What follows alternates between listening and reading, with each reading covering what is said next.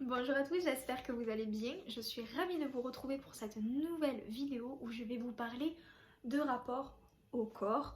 Un rapport qui pour moi a été très compliqué pendant de nombreuses années. Et je vais vous parler dans cette vidéo de mon parcours, de comment je me suis aussi reconnectée à mon corps, qu'est-ce qui m'a aidé à renouer avec lui, renouer avec ce corps que j'ai haï du plus profond de mon être et qui pourtant aujourd'hui est mon meilleur ami et qui m'apporte finalement tout ce dont j'ai besoin. Et donc rien que pour ça, il mérite de recevoir ma gratitude. Donc c'est parti.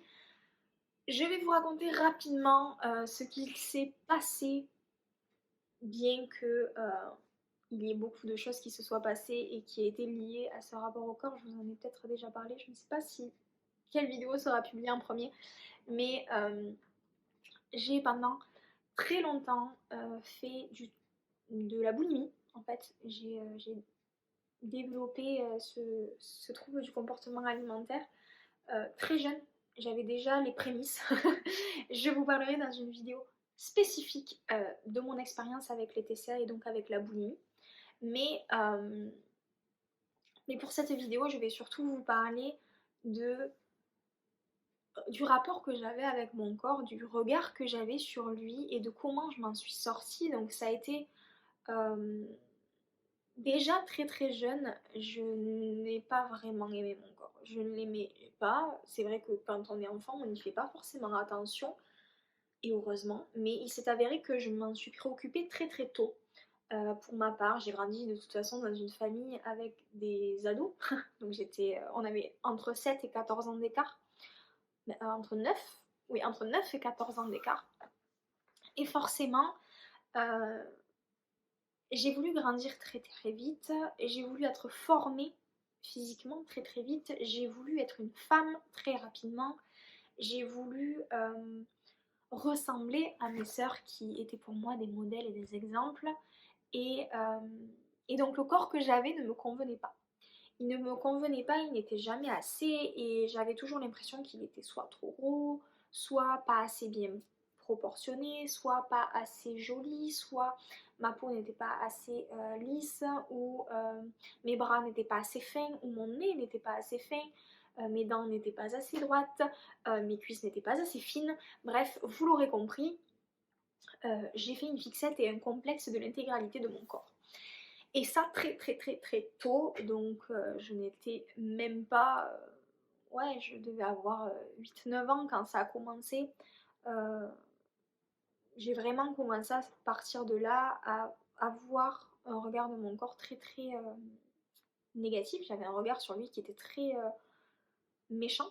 J'étais vraiment pas très cool avec moi. Et surtout, finalement, j'avais peut-être inconsciemment, j'ai propulsé un peu mon corps à se former rapidement. Ou alors c'était déjà dans mes gènes, je ne peux pas savoir. Mais j'ai été par contre formée très tôt par rapport à mes copines.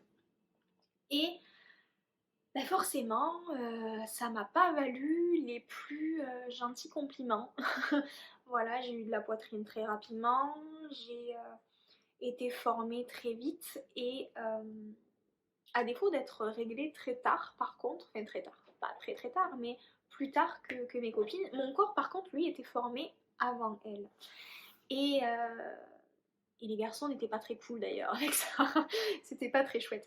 Mais tout ça pour dire que déjà très trop, oui, très tôt, j'avais fait une fixette sur mon corps et il ne me convenait pas. J'avais énormément tendance à me comparer, forcément, et donc mon corps n'était jamais assez bien. Déjà là, j'ai commencé à développer des comportements qui n'étaient pas très sains pour l'enfant que j'étais. Mais peu importe, la route a suivi son cours, j'ai continué à grandir. Euh, J'avais grandi dans une famille avec que des personnes, des frères et sœurs beaucoup plus grands, donc forcément en suivant leur modèle, je me suis maquillée très tôt aussi. Et vu que je n'aimais pas mon visage, je n'aimais pas ma peau, je n'aimais absolument rien de ce qui était sur moi, j'avais tendance à vouloir cacher. Donc cacher par des vêtements, cacher par du maquillage. J'avais continuellement les cheveux détachés, vous voyez comme ça, voire même comme ça. Voilà. Et je faisais tout pour être cachée. Donc c'est-à-dire que même quand on m'appelait, j'avais tendance à me cacher derrière mes cheveux continuellement. Oui, je faisais tout pour disparaître. Mais alors pour disparaître complètement. L'un des exemples que j'ai, c'est au collège, j'étais cachée continuellement derrière un mur. Donc il y avait des poteaux, hein. C'était une cour avec plein de poteaux assez gros, hein. C'était un petit peu construit comme une arène. Et donc il y avait des espèces de colonnes et j'avais tendance à toujours me cacher derrière les colonnes pour que personne ne me voie. Expérience toute bête. En troisième, donc ça faisait déjà 4 ans que j'étais dans ce collège-là, un garçon m'a arrêté, il m'a dit: «Ah, t'es nouvelle?» Ah non, ça fait 4 ans que je suis là, mais apparemment je passe très discret. Et c'était malgré tout un collège qui n'était pas très très grand, on se connaissait tous, hein, c'est des visages qu'on voyait tout le temps. Donc on connaissait tout le monde et bien moi on ne me connaissait pas parce que j'avais cette facilité et cette volonté d'être transparente et de me cacher complètement. Chose qui apparemment avait très bien réussi. Mais effectivement, j'avais tellement peur du jugement, parce qu'on m'en avait beaucoup dit aussi. Même mes amis n'étaient pas très très cool à cette époque-là avec moi, parce que j'étais pas cool non plus. Hein. Faut dire que moi non plus, je supportais pas les compliments, j'aimais pas ça. Et forcément, ben, les personnes qui m'entouraient, effet miroir, hein, ben, ne se comportaient pas forcément dans la meilleure, la plus bienveillante non plus. Bien que c'était pas du tout méchant. J'en ai conscience, c'était vraiment pas quelque chose qui était fait de méchamment, mais moi qui le vivais, qui était, qui était dans ce corps qu'elle n'aimait pas. Voilà, je ne l'aimais absolument pas et automatiquement toute petite remarque était pour moi la chose la plus immense sur Terre. Je suis pas dans l'excès, hein, vous l'avez remarqué, mais si, carrément même. Mais bref, tout ça pour dire qu'un tout petit truc était pour moi une montagne. Et en fait, ça me touchait tellement profondément que ben, quand on me l'a dit une fois, ça suffisait en fait. Il suffisait qu'on me fasse une fois la remarque pour que je veuille encore plus disparaître, encore plus changer, encore plus me transformer parce que je n'aimais absolument pas ce que j'avais, ce que je possédais, je n'aimais pas mon corps, je n'aimais plus mes formes. Là où j'avais voulu être formée très tôt parce que je voulais ressembler à mes grandes sœurs et je voulais être grande avant l'âge, ben, arrivé au collège, ça m'a posé problème parce que j'étais justement pas comme les autres.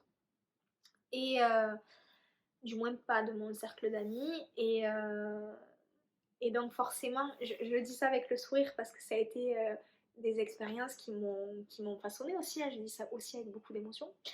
Mais, mais ça a été 4 ans d'enfer, je vais être honnête avec vous. Le collège a été 4 ans d'enfer.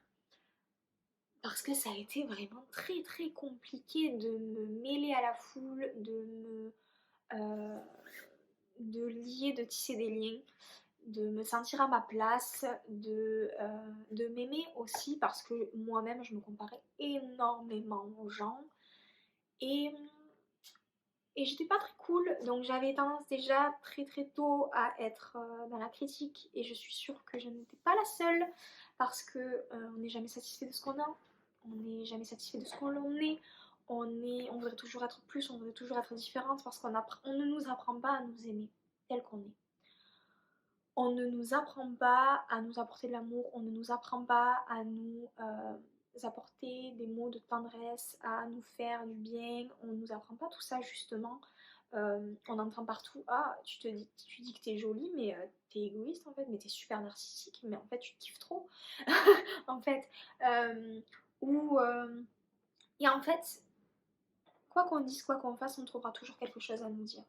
Si on dit Si on nous dit par exemple waouh, t'as de super beaux cheveux, et tu dis ah bah merci, c'est ma partie préférée, chez moi par exemple, tout bête, hein. C'est quelque chose que je préfère chez moi, euh, ben, dans le regard de quelqu'un d'autre, ça va être ah bah ok, on lui fait un compliment, en plus de ça, elle dit clairement, elle dit qu'elle le sait quoi. Euh, Et donc ça se rapproche à ça, c'est qu'on va toujours faire des liens en se disant, ah ben voilà, soit on va se faire un compliment, on va dire qu'on aime quelque chose chez nous et quelqu'un va nous tacler en nous disant non mais redescends.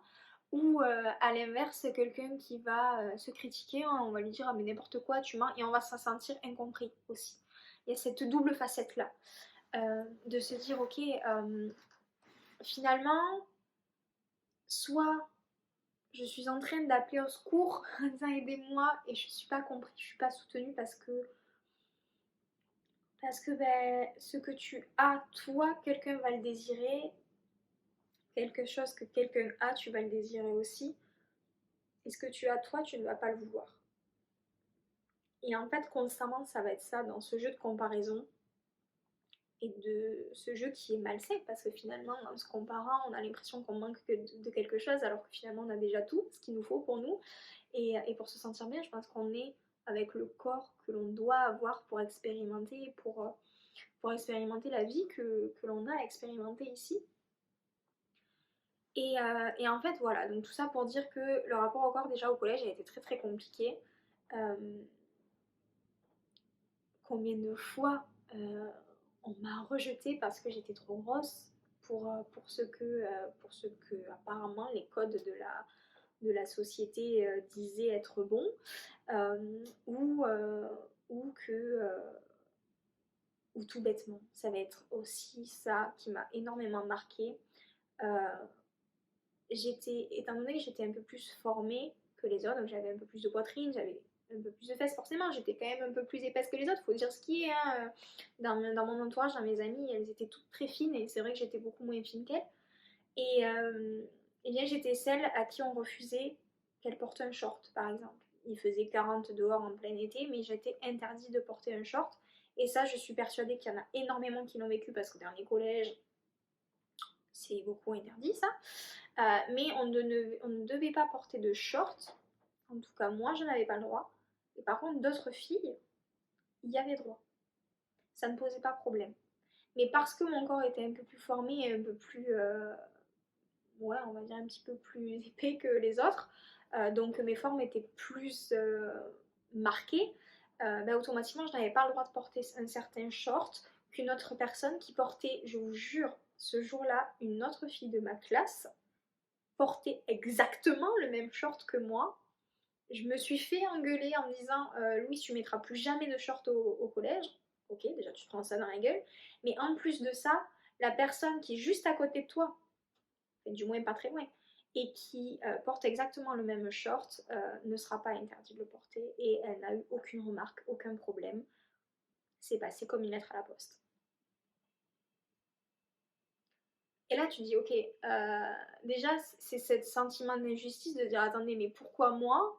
Pourquoi, parce que j'ai ce corps-là, on m'interdit de porter quelque chose et une personne qui porte exactement la même chose, on ne lui interdit pas.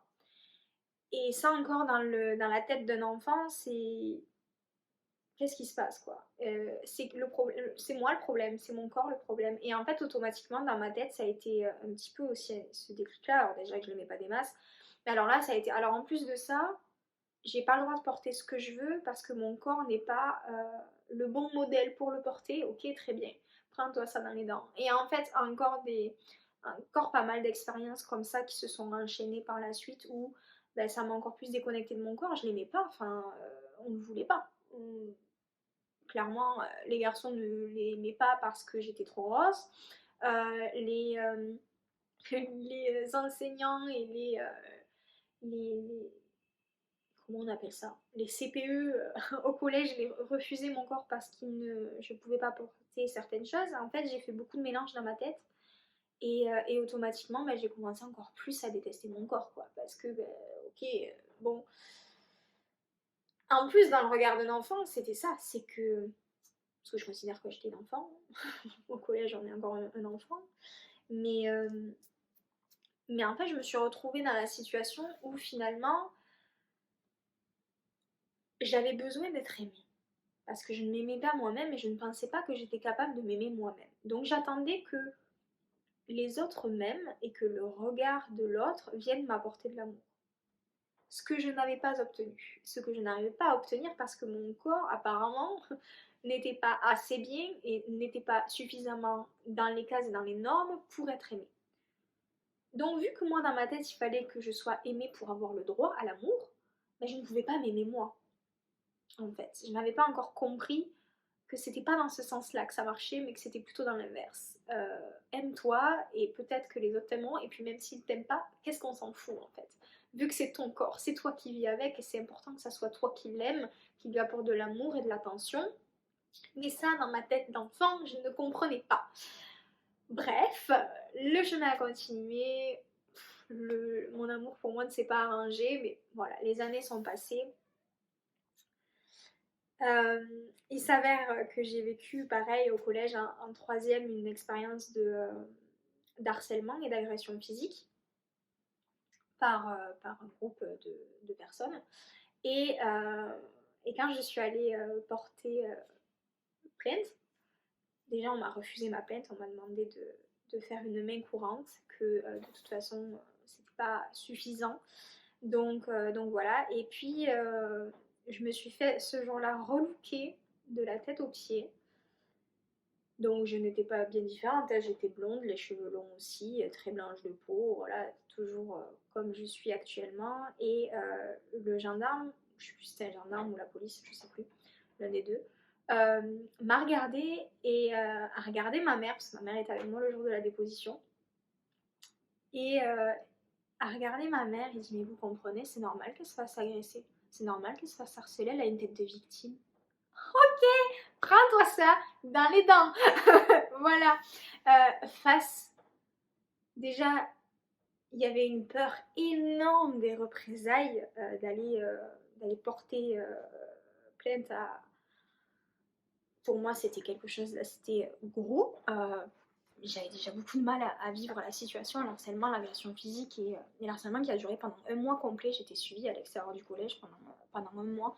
Et je devais passer par une autre porte pour pouvoir éviter d'être au contact avec des personnes qui potentiellement pouvaient être dangereuses et me surveiller parce que j'avais des menaces de mort aussi à ce moment-là par ce groupe de jeunes.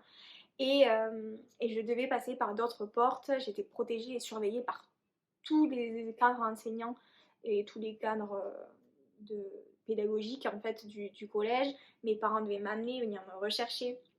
Je ne mangeais pas à la cantine, donc il fallait que je fasse bref. Vous imaginez pas le bazar.